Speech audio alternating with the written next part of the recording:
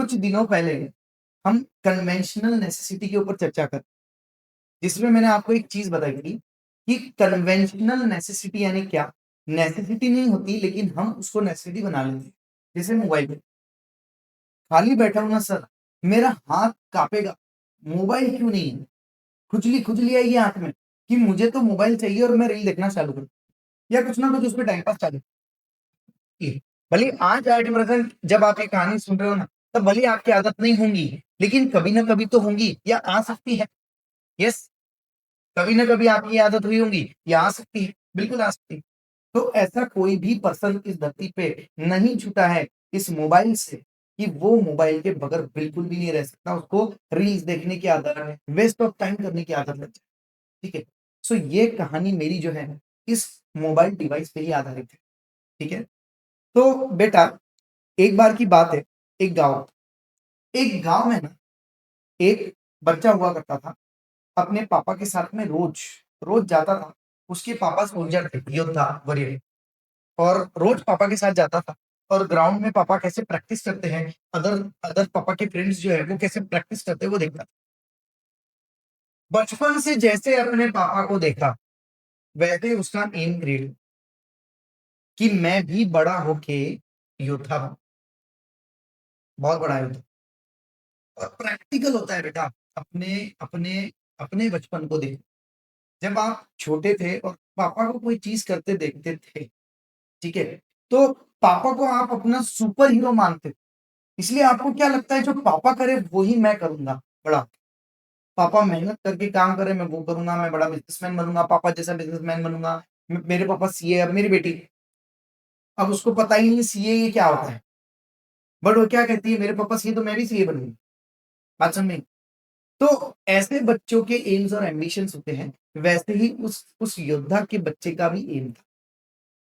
अब ये एम उसके माइंड में फिक्स, और आप सबको पता है एनर्जी लेवल और डिटर्मिनेशन कितना होता है जब बालक बालक छोटा, उस वक्त उसके लिए कोई भी चीज इम्पॉसिबल नहीं होती, वो डरता नहीं है किसी चीज।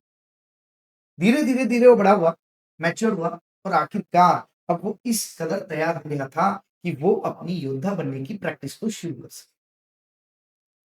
और वो योद्धा बनने की प्रैक्टिस के लिए पहले दिन चला गया अपने ग्राउंड ग्राउंड में चला गया। वहां पे जाके सोचा आज तो मजा आ जाएगा, आज के आज ही योद्धा बन जाऊंगा। हर एक को लगता है ना, हर एक को लगता है कि आज के आज ही मैं कुछ ना कुछ बन जाऊं। संघर्ष नाम की तो कोई चीज ही नहीं होती। ठीक है, तो उसे भी वही लगा। लेकिन जब वो गया और उसने सबसे पहले एक हथियार तलवार उठाने की कोशिश की, वो उठ ही नहीं रही थी। आपको भी पता है पुराने जमानों में जो तलवार होती थी वो कितनी हैवी हुआ करती थी, मेटल की। तो उठ ही नहीं रही, ढाल उठाने की ट्राई कर रहा, उठ नहीं रहा। सो उसको वेपन समझने और संभालने में कितने साल लग गए। फिर उसकी प्रैक्टिस शुरू हुई और बहुत सालों उसने कड़ी मेहनत की, तब जाके वो उस गांव का सबसे टॉप योद्धा बना। एकदम टॉप, उसके ऊपर कोई था ही नहीं। पूरे गांव को उसके ऊपर गर्व होता था, और पूरा गांव उसका रहने से अपने आप को सेफ महसूस करता कि इस योद्धा के कारण हमारा कोई बाल भी बांका नहीं कर सकता। इतना पावरफुल वो योद्धा। अब उस योद्धा ने अब उस योद्धा ने अपना एक रूटीन सेट किया। रोज सवेरे सवेरे जाता था, वहां पे प्रैक्टिस करता था, दिन भर वहीं रुकता था, प्रैक्टिस करता था, आता था घर पे, बैठता था, खाना खाता था।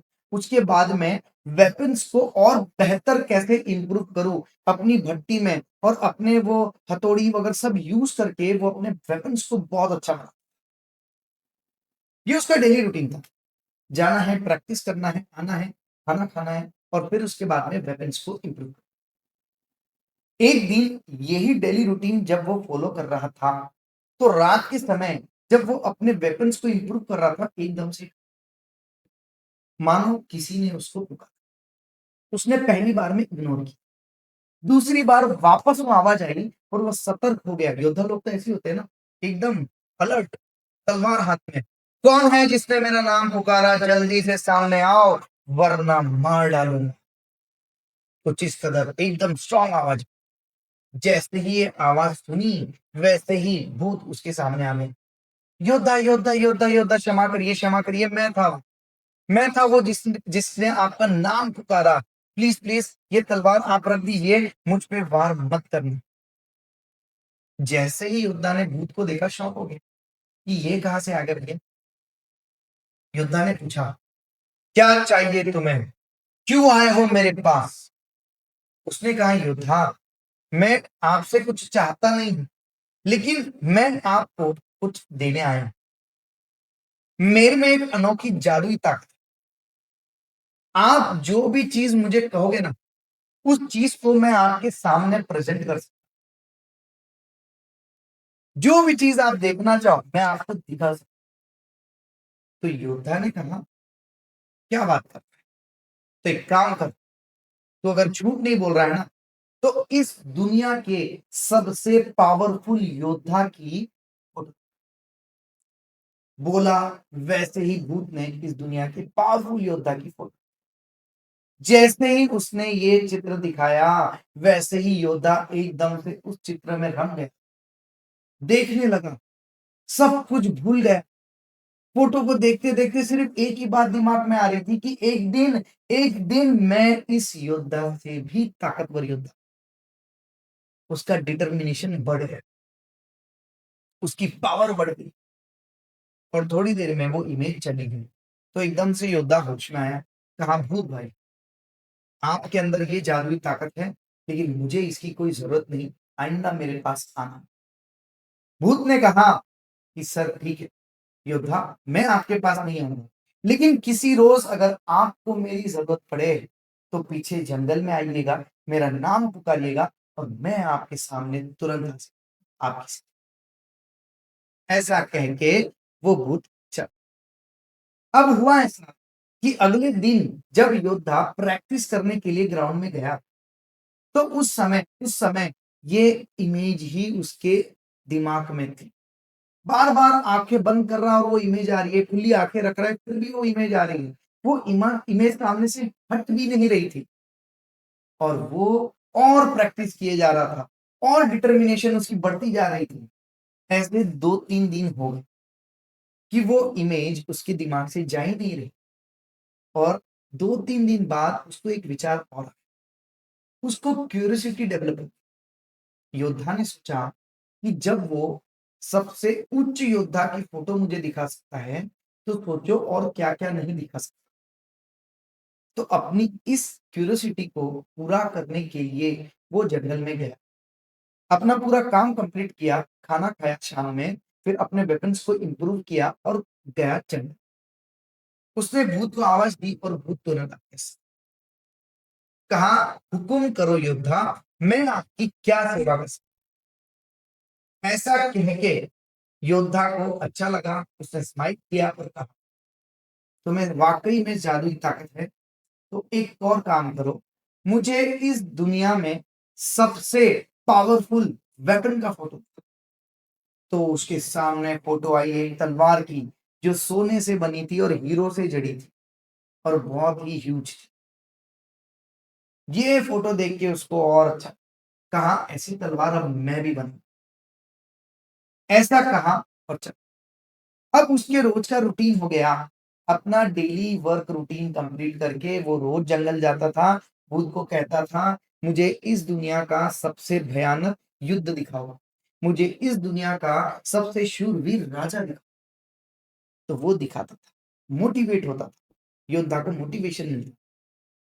फिर धीरे-धीरे जब उसको ये समझ में आया कि रोज जंगल जाना और जंगल से वापस आना, इसमें एनर्जी भी जा रही है, प्लस समय भी बर्बाद हो रहा है।